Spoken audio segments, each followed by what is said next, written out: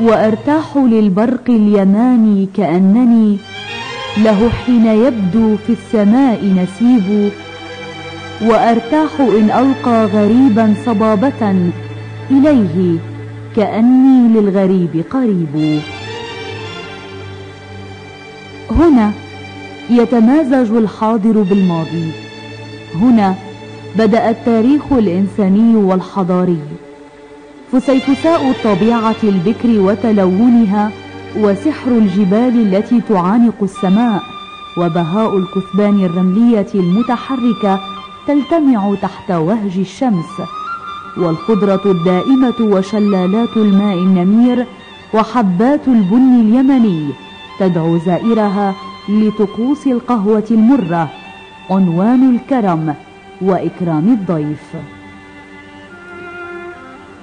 تلقاك صنعاء مفترة الثغر، رياضها تبتسم للزائرين، تختال مزهوة ببردها الأخضر الموشى بجمال طبيعتها وطيب مناخها وطيب أهلها، كل ما فيها رسمته يد الطبيعة بريشة مبدعة وساحرة.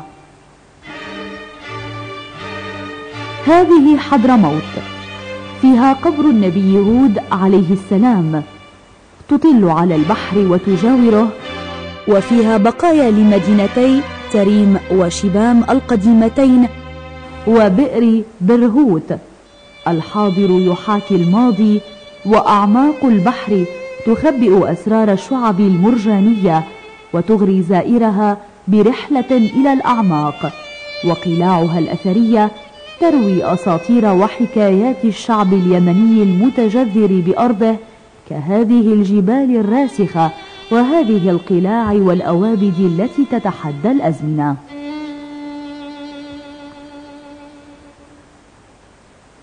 تطالعك حيث نظرت صورة بلقيس وعرشها وجمال مملكتها التي ذاع خبرها في كل مكان. إنك وجها لوجه أمام أقدم منشأة هندسية في التاريخ، سد مأرب العظيم. أصغي للحجارة وهي تبوح بأسرار الماضي الغابر، وتتحدث بشغف عن أقوام وشعوب تركت بصماتها على كل مكان. إنه تاريخ لمن ساهموا بصناعة تاريخ الإنسانية. واحة من الجنان السبع تشاهدها على أرض اليمن السعيد، إنها مدينة عدن. المناخ اللطيف المعتدل على مدار الفصول، يتعانق فيها الساحل مع الداخل والجبل في حميمية نادرة تمنحك الشعور بالدفء والسكينة والارتحال مع الماضي على متن أجنحة الحاضر الممتد إلى المستقبل. طبيعتها تسر الناظر وتريح النفس التواقة أبدا إلى المعرفة والتواصل مع الجمال. اليمن كله موقع أثري جميل ينتمي إلى التاريخ الموغل في القدم، فحيث يقع النظر تتلقاك الأوابد والجبال البكر والطبيعة الآسرة والبيوت التي تنتمي إلى عصور غير عصرنا هذا.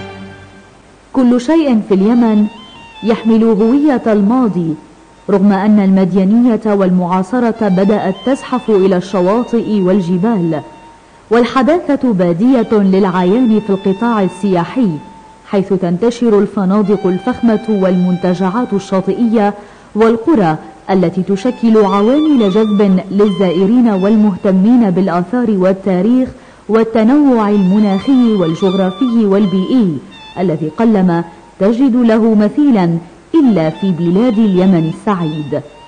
لا بد للزائر من جولة أفق في الحديدة والمكلا وسوقطرى وإب وغيرها، حيث تتنوع المشاهد الآثرة للعين وللنفس من قلاع أثرية ضخمة ووديان تتباهى بالخضرة والشلالات العذبة.